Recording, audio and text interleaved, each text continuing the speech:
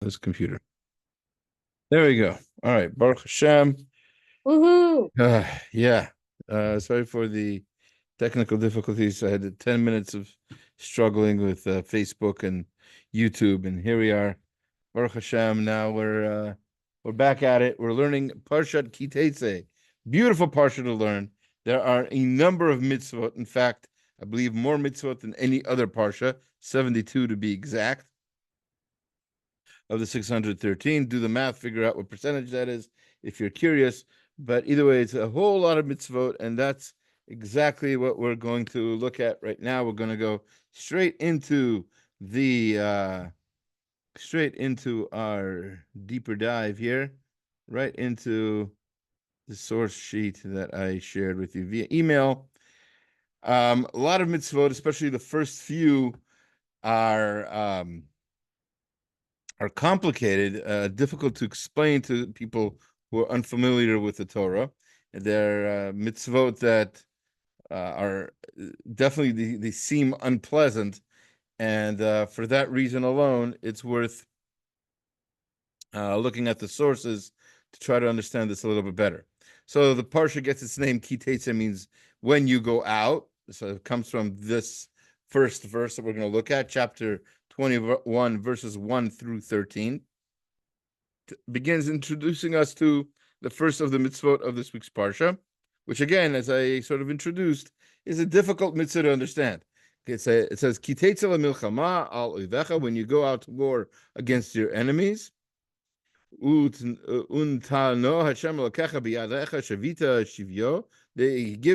gives them over to you. You've been successful, right? Your enemies have been conquered, and when that happens, you will also get captives.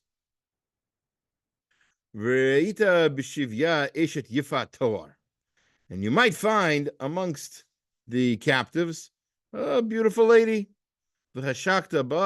and you'll want her, and you can take her for yourself as a wife.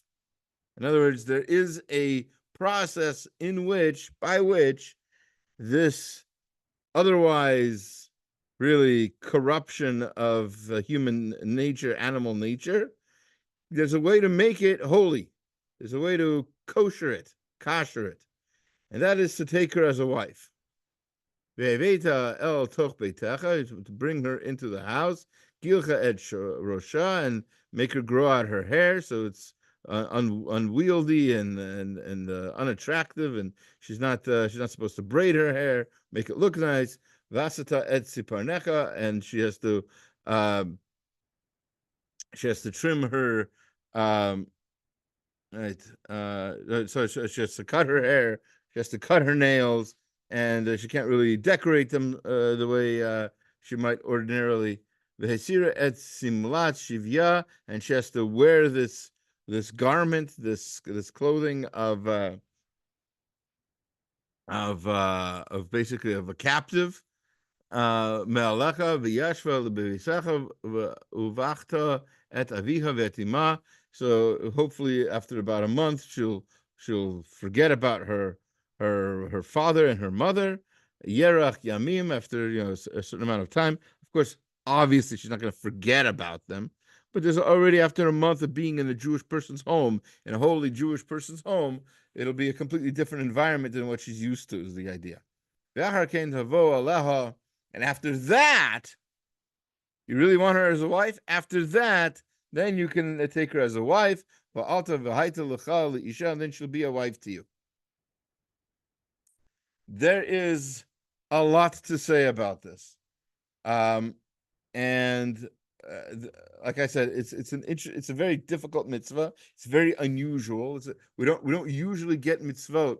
Basically, as I said before, the whole idea of the Eshet Yifator isn't, go ahead and just take any woman you want. The idea is, if you really, really want this, or what we're trying to find out, as the Rambam tells us in Hilchot Gittin, he tells us that there's a principle in play in most mitzvah observance. Our neshama is a part of Hashem, and we want to do the right thing all the time. So why don't we? So we have this Yetzer Hara, which is actually an external thing. It seems internal, but it's actually an external thing, like it was for Adam and Chava in Gan Eden. And that being the case, it's not us. It's we're hearing some other voice. It's the real us wants to do the right thing. So when a soldier out in the battlefield is tired and hungry and he sees a beautiful woman, so this soldier is hearing a voice that's not his own. He's hearing the Yetzer Hara say, "Go ahead and take her. What's she gonna do? You're a soldier. Her side lost. She's yours." And that's what happens on battlefields all around the world, everywhere, in every kind of war. What the Torah is saying here is, don't listen to that external voice alone. Try to tap into your internal voice, your real self, the one that wants to do mitzvot, and take this woman and make her kosher. Make it a kosher relationship. Make her a wife, right? And there's a whole process. And hopefully during the time of this process, the person's going to be able to think long and hard about, is this the kind of woman I want in my house? It's okay, so she's pretty, but this is pretty everything there is to a wife, or is handsome all there is to a husband? I hope not. There's hopefully something more, character-wise. What is she like? What is she like with the kids? What is she like? Is she helpful? Is she intellectual? Is she intelligent? These are the kinds of things that hopefully this man is looking for in this woman who is available to him. That's true, but just because somebody's available to you doesn't mean that you need to take her. And he has that opportunity to discover that, and then of course he can marry her. Yes, she's not Jewish; she'll become Jewish, right? So obviously, this is one of the things he's looking for. He's looking for a woman who is going to be a worthwhile, a worthy zivuk for him, a worthy other half. All right. The Gemara in Kedushin in the bottom of page 21b, the top of 22a, has this long discussion about what happens, not to a dream deferred, what happens to a Kohen who's a soldier who finds a Yifat Toar, who finds this beautiful woman.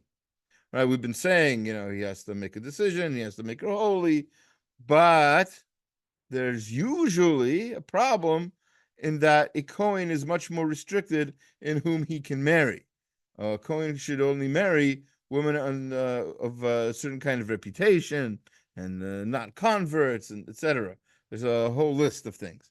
So is this Yifat Toar, is this woman a convert like every other convert, or is there some sort of unique circumstance here that the Kohen may or may not be allowed to have her as a wife? So that's this long discussion here in the Gemara, and towards the end, it says a very beautiful thing about marriage in general. I'll just skip down here to the English for you.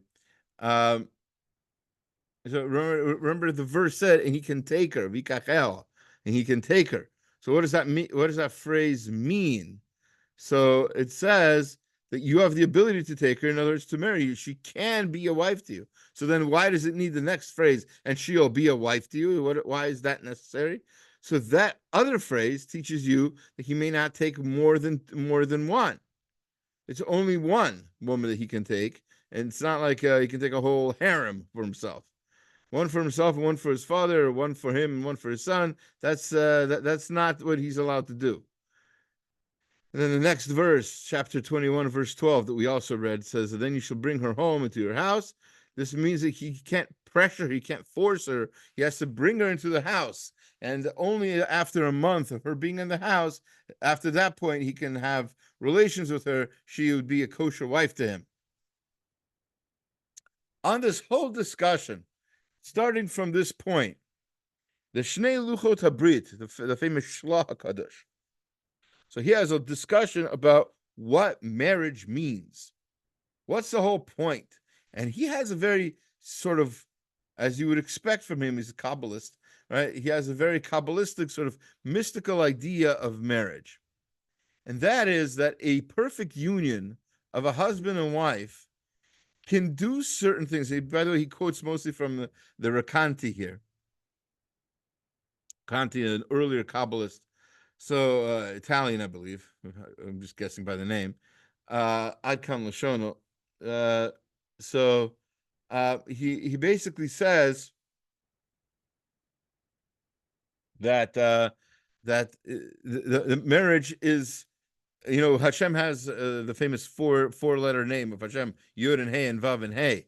So it says the Yud and Hey is represented by the husband and wife. The Vav and Hey is represented by the son and the daughter. In other words, marriage is supposed to complete Hashem's name, because a marriage is supposed to be a complete family. A family unit is somehow representative of what God can do in this world. He can do anything, but that whole idea of the family where there's giving and there's love and there's communication and all these other things, that's what Hashem is aiming for in his relationship with the world. And that can be seen very clearly in the family. So he concludes, Haklal ha'ola, so in conclusion, Hazivik habaru besod daled vav partsufim. So the whole the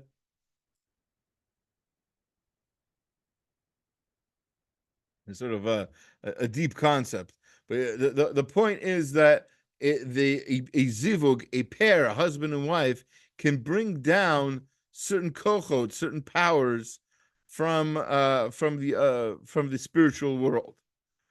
When they're together purely, b'kedusha u'b'tzniut, with the holiness and with let's call it dignity, right? Romez liyichud ha'elyon v'gorem bracha v'shefa min habrit ha'elyon l'hashchina. The Shechina, which is Hashem's presence, how we feel Hashem in this world. Really, Hashem is everywhere. The Shechina is how much we feel Him. That grows with people when people are behaving the way they should as husband and wife. But osa shalom l'mala l'mata, and it brings peace down from above to below. People are wondering what can they do to create peace. Create peace in your home, and that'll create peace in the world. Lo tiyeh kadesha b'Yisrael. So the next mitzvah talks about a kadesha, basically it's a word for a prostitute. So why is that word kadesha, holiness, kedusha? Why is that used for a prostitute? He says kim im mityached im hakadesha gorem hashfecha elyon yavo lipilegesh shalomala shehi hakadesha shehevi kochot hatuma leolam. If kedusha is, how should we phrase this? If kedusha can be seen as a, I'm thinking like in science, kind of like a lightning rod for lightning, right? It absorbs it, but it also sort of like a magnet. It pulls it towards itself. If that's what kedusha is, if our power of kedusha is sort of like drawing holiness from Hashem, so what a kadesha, what this kind of woman does is she indeed is powerful in the exact opposite way, without holiness, right? In the power of tuma, of impurity. So she sort of like absorbs that and sort of radiates that, and that's why she's called a kadesha. Let's go on from there. Let's get to the next mitzvah that's also very hard to understand for a lot of people, and that's the mitzvah of the ben soror umore. This is the sort of rebellious son, and he's not listening, and so we'll read some of the verses in the Torah, and we'll look at some of the classic commentary of the Ramban on these verses and see if we might understand this mitzvah a little bit more than we used to. I'm sure this is one of the things a lot of people ask about already last week at Kiddush. It's not even the Parsha yet, right? I just finished Shoftim. I'm Shoftim minded last week at Kiddush, right? And somebody came up to me and asked, like, "Well, how is it possible? It's the son. Are these parents just mean? Are they unable to educate him? Why do they have to take him to outside and kill him? Are there witnesses? Is there a court case?" Yes, yes, and yes. There is a court case. There are witnesses. There's a whole lot of detail that the Torah is not giving you, because that's not what the Torah does.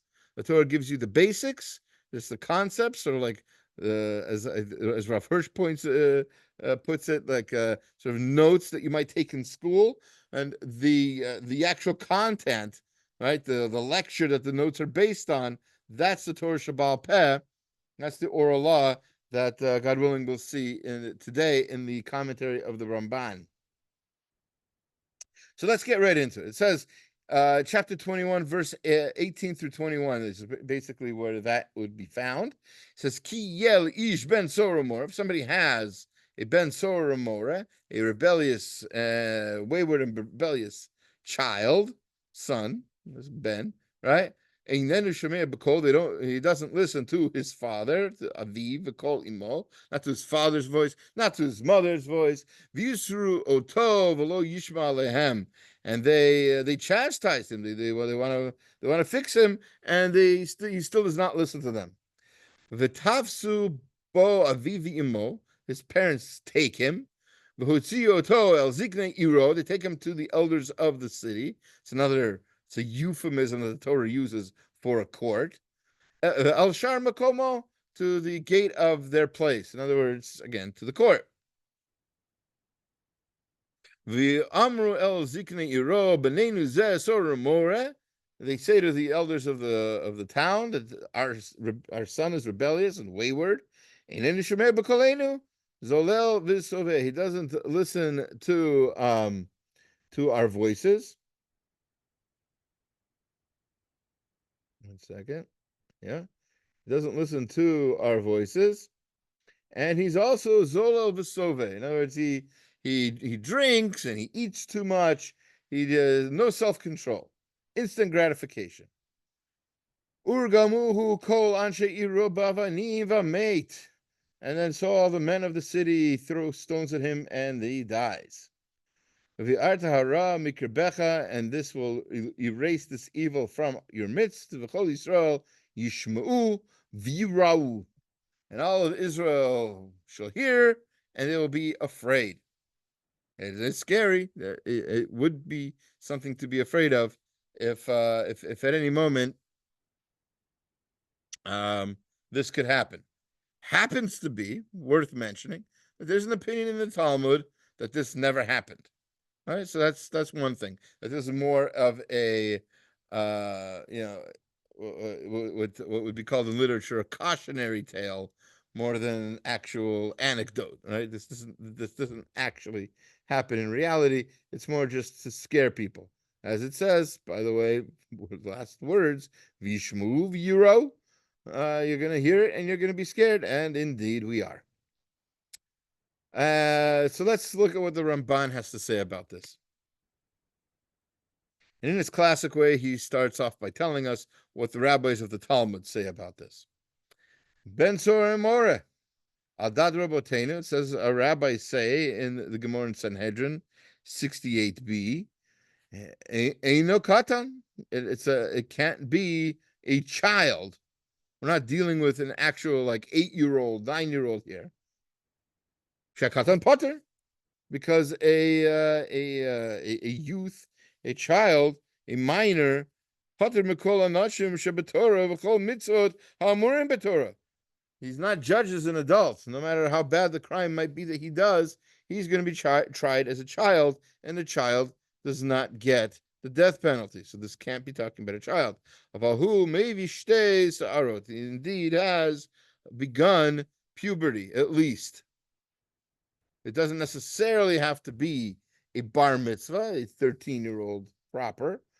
And by the way, back then they didn't always know how old people were because people weren't really keeping track of their birthdays. But what they did know was that this guy had physical signs that he was already getting into maturity. V'hinei yesh alav shnei anashim. So basically this person deserves for this sin, he deserves two different punishments. Harishon hu makla avivi imo mamre behem. First of all, he disrespects his parents. He rebels against them. You have to listen to your parents. Kibud avaim. So already he deserves a punishment for that. And secondly, he's a drunkard, a glutton. Over ma shenitztavi kedoshim tiyu. And by the way, the Ramban points out in the parsha of kedoshim, it says that you shall be holy. How shall you be holy? Mekadesh lecha muterlach. From what is allowed to you is how you become holy. By having self-control. And here's this guy who's a glutton and a drunkard. He has no self-control. So that's two strikes against him. Number one, he's not listening to his parents. Number two, he's a glutton and a drunkard. And not being holy as the Jewish people are supposed to be. And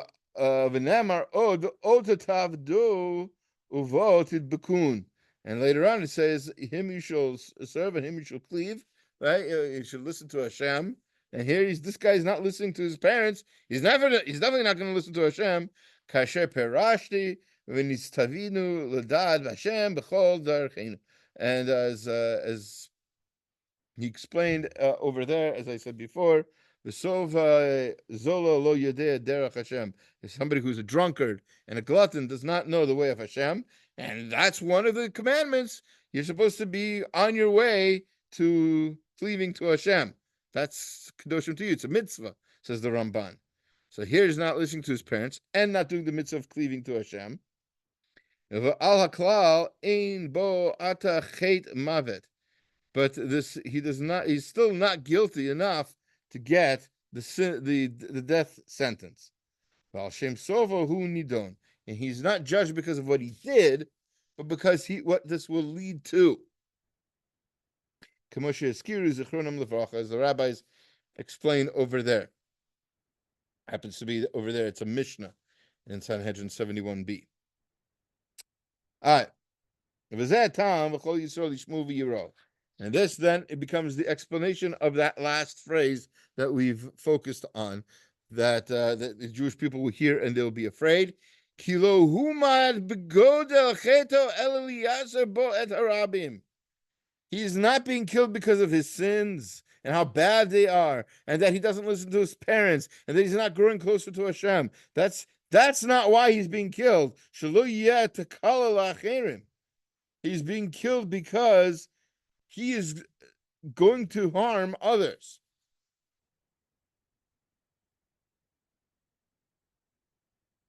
To protect society, he needs to be taken care of. He needs to be put away.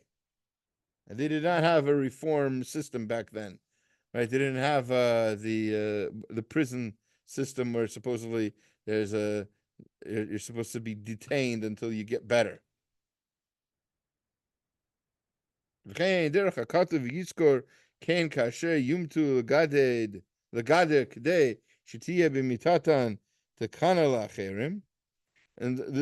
the way of the Torah in general to do this sort of thing. To speak like that. Right?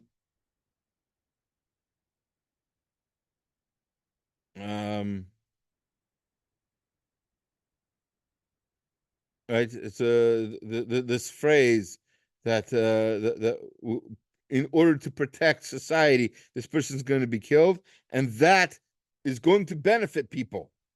Kihiska Kain Hazakin Mamre. It says like this about the rebellious elder. That's early on back in Parshat Shoftim.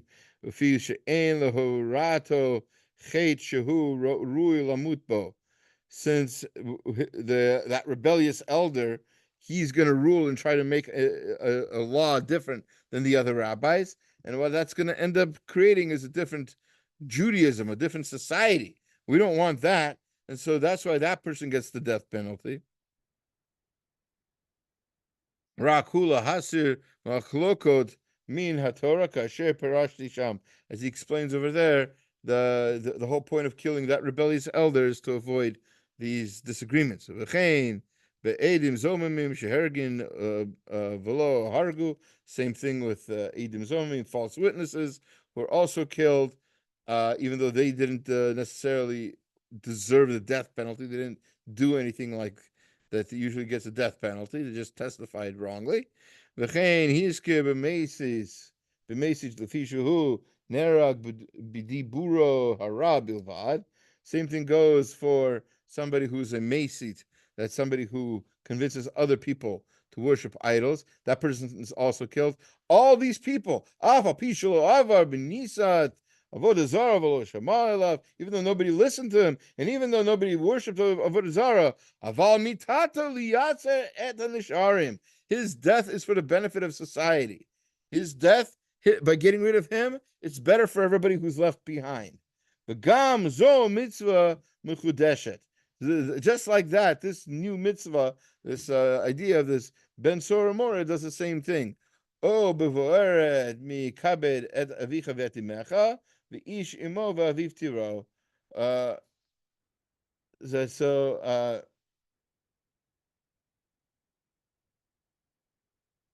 So either this is a new mitzvah, or maybe you can even say that it's not a new mitzvah. This is just part and parcel of the mitzvah that the Torah said earlier of kaved et avicha v'etimecha. How are you gonna honor your mother and your father if you don't, right? So this is just a detail. It's just an explanation of that mitzvah, how we enforce it if people don't listen to it. Okay. So that's the idea of they'll hear and they'll be afraid. That's what this mitzvah is for. It's one of the many mitzvot, as the Ramban points out, that are mitzvot for the good of society. All right. Next mission, we're just going to skip along. There's a lot to talk about. There's treating people we've talked about in previous years, treating your employees fairly, and not speaking lashon hara, and lending money, and treating the borrower with respect, and just to be good to the converts. Right.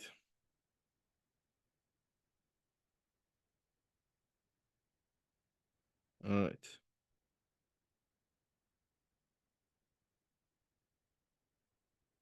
Okay.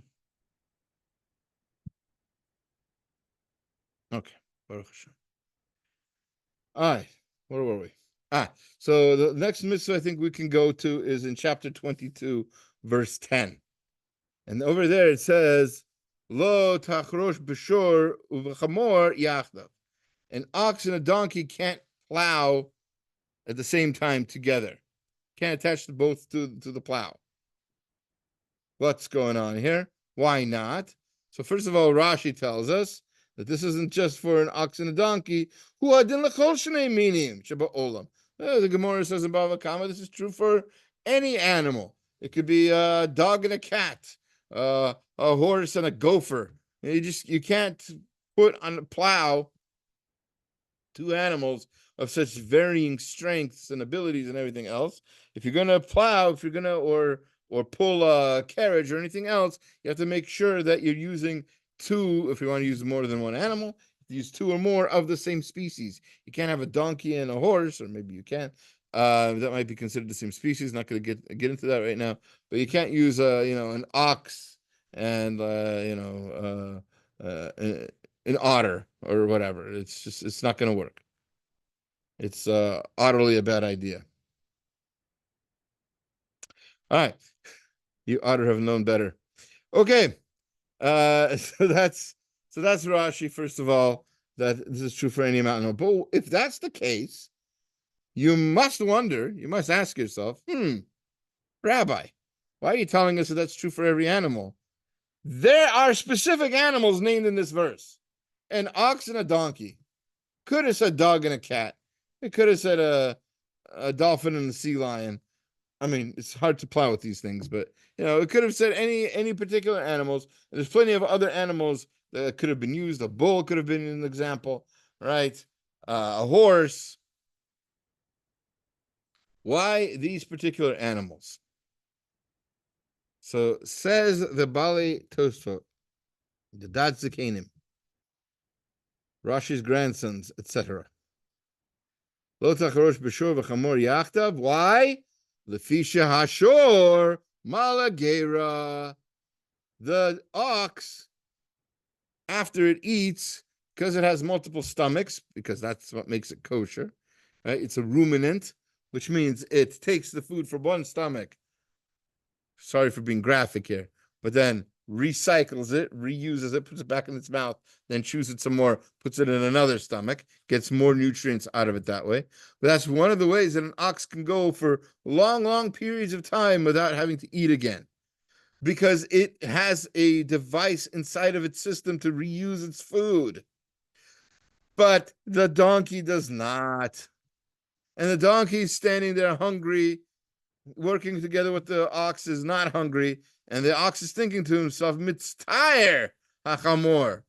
The donkey is going to be in pain.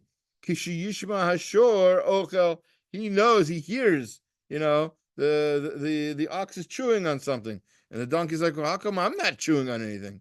I'm not eating anything." And this, by the way, this is totally normal human and animal behavior, right?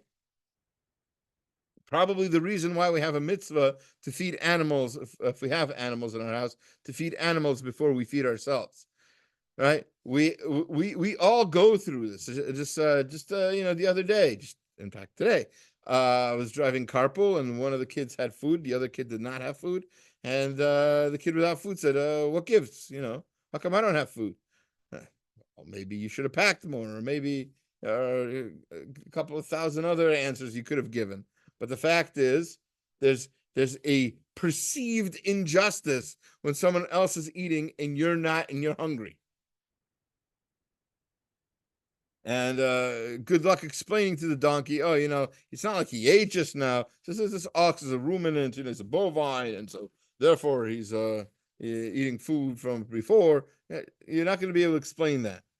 And if you were going to be able to explain that, then the donkey would take his complaint up to the next level and say, "H-Shem, how come? What gives? How come he has this? This extra stomach? I want extra stomachs too. I don't work hard enough. What am I, just a donkey to you?" So yeah, that kind of discussion would eventually come up. All right, let's conclude today. I know it's going to be a shorter class than usual. I apologize. But like I said, there's a lot here about how to treat people who borrow money, how to treat the poor, etc. And it being the season of tzedakah, being the month of Elul, in preparation for the high holidays, might be a good idea to learn a little bit about this important concept.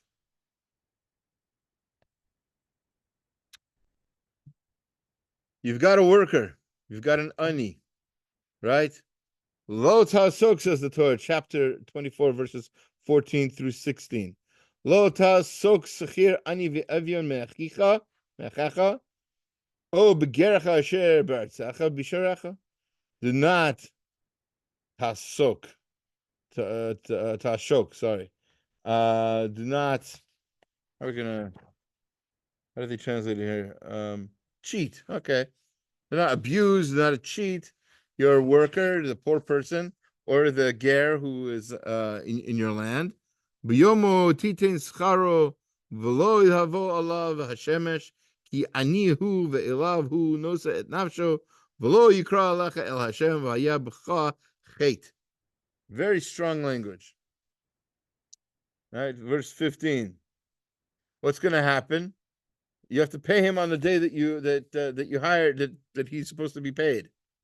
You paid him for a day's worth of work. You pay him at the end of the day. And once the sun sets, you're late. right? Lo tavo alav hashemesh. The sun should not set on him. Why? Ki anihu. He's a poor person. Velavhu nosa et nafsho, and he he needs this money. He says that's how he's going to survive. And if you don't feed him, you don't take care of him, what's going to happen? He's going to call out. He's gonna yell about you. He's going to cry, right? To Hashem. Lo kara alacha. He's going to cry about you, al Hashem. V'yavachachet, and you will have a sin. It's very strong language. V'yavachachet. It's like chet is a part of you. You will have this attachment. You will have this, this decoration of a chet, of a sin. It's pretty powerful.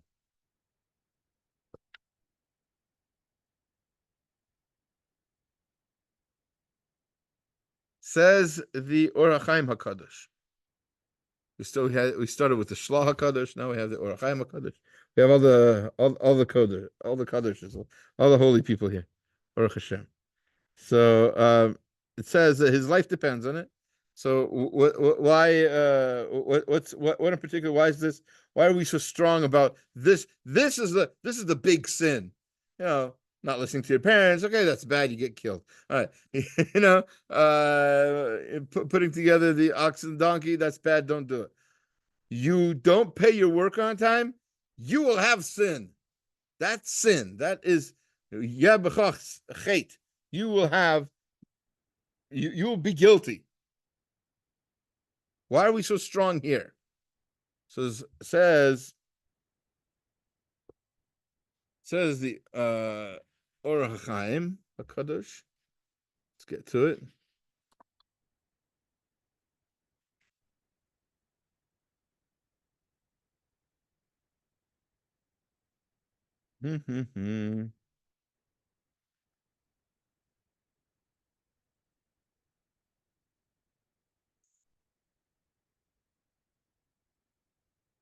Right? That's weird. Hold on. This doesn't have the whole thing. That's weird. I wonder why that happened. Okay. All right. Well, whatever it is.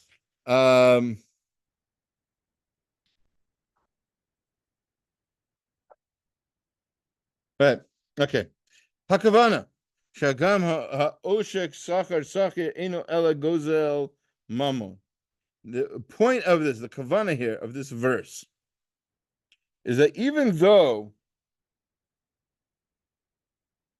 somebody who is not paying his worker is basically stealing that money from him, right? It's like gzela, right? Even though it's basically stealing money, still afal pikain ein onsho mamon ela nefashot. His punishment is not going to be money, like usually happens when somebody steals. He is going to lose his life. If somebody's treating their worker poorly, the boss who's doing that gets much more punishment than just the usual financial punishment. Hu omro yevacha perish b'cha b'nafshecha. When it says that you will have chet, that you will have sin, that means in you, your life is being affected by this. Literally, chet al derech hayiti ani uvni shlomo chatayim. So the idea of chet, he says, is kind of like a loss, something that you lose, as it says in the beginning of Malachim. They talking about David HaMelech saying, "Me and my son Shlomo, we will be chataim." Means we're not going to be here. We're going to be missing. We're not going to be here to take care of things. Chet means missing. You're missing something. You're missing some of your life if this is how you behave. V'hikdim tam ha'onish ba'omer ve'elav hu nosa et nafsho. And that's why the whole verse starts off by telling us that why it's so important for him to get paid. His life is attached to this. The poor person's life, he's literally dependent on you, and you're not paying him, might kill him, might make his wife leave, might make his children sick. You can't play around. When you have a worker and you have to pay him on time, pay him on time. And that is why this particular sin is punished so severely. Isn't just, and you're guilty. Means in you is going to be a loss. You will lose out. You don't deserve the life that Hashem gave you. You're not taking care of the people of Hashem the way you should. Beautiful parsha. There's so much more. We've had in previous years, we've talked about all kinds of other mitzvot as well. I invite you to look at our YouTube channel, subscribe if you need to, even if you don't need to, and definitely take a look at some of the other mitzvot from this week's parsha that we looked at from other perspectives. We looked at Eshet Yefator from other commentaries. So it's all worthwhile. Lots of Torah to learn. Baruch Hashem. Hopefully you'll have a beautiful week of Torah and growth, and we should all hear good news together. Thank you very much. And if you have any questions, you can ask them now or wait and write them down in the YouTube comments.